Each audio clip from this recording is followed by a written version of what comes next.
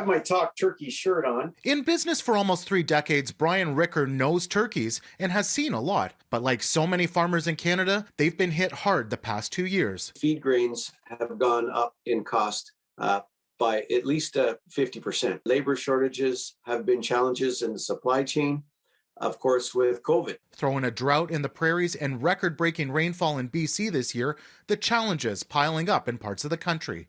Last year, there were pleas from processors to cut down on production, with stores and restaurants ordered closed, and despite a fear of a stockpile of turkeys, turns out, since people couldn't go out and eat, they actually bought more whole turkeys than we anticipated in 2020 and in 2021. But Ricker says with a 9-month lead time required, figuring out what's truly needed hasn't been easy, potentially meaning less choice in stores. We believe that there'll be enough turkeys for people.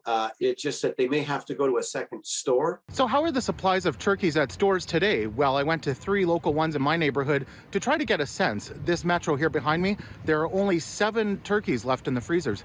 Meanwhile, the other 2 I visited, each freezer about a third to a half full.